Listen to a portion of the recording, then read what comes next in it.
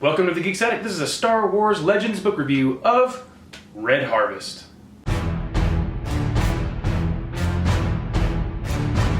Star Wars Red Harvest was written by New York Times best-selling author Joe Schreiber. Star Wars Red Harvest was written by New York Times best-selling author Joe Schreiber. This novel is the fifth event in the Legends novel timeline.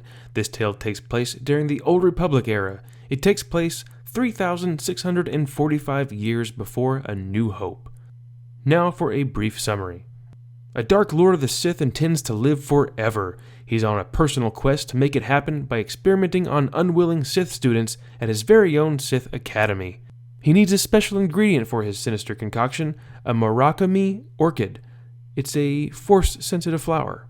The Sith Darth Scabros has hired bounty hunters to search for this precious flower. When the prize is brought to him, it comes with baggage, a Jedi that's bound to it. Without the Jedi, the flower will die. Chaos ensues. Darth Scabros manages to bring the dead back to life. In the process, an infectious disease is born and spreads quickly throughout the Sith Academy. In the horror, the bounty hunter and the Jedi fight for survival as they desperately search for a way off the planet Odacer Faustin. Now let's talk about characters. There are a few interesting characters, but the only two I'll mention are Darth Scabros and Hestezo Trace.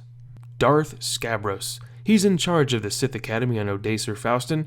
He dwells in his high tower, shrouded in mystery. Scabros is disturbing. He lusts after an immortal life. His madness drives him to commit heinous acts and experiments on his own Sith students. Hestezo Trace. She's a Jedi in the Agricultural Corps. She has a life/force bond to the rare Murakami Black Orchid. She is pretty confused, but has valid reasons for that. She's not the greatest Jedi when it comes to battle. Her primary focus is on her flora understanding. She is focused and has a strong telepathic power. Now for my overall thoughts. I honestly don't really know how I feel about this book. It was entertaining, but geez, it gets into some weird places. Yes, Star Wars is a fantasy, a sci-fi fantasy. Red Harvest feels less sci-fi and more like a horror fantasy with a few elements of Star Wars. Now, druid-like Jedi and zombies, talking trees and force flowers?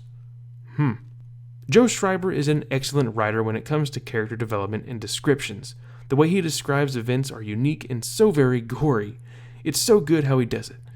I'd say the way he writes gore is nastier to read than it would be to see, say, in a film.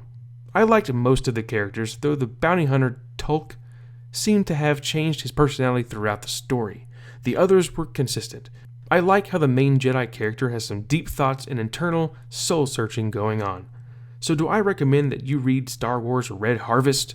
Sure, it's not spectacular, but it isn't horrible. Now pick this up around Halloween. So for the rating, I will give this book a C. It was fun, weird, and creepy, but only great half the time. Thanks for listening to this Star Wars Legends review. Up next is the Old Republic Fatal Alliance.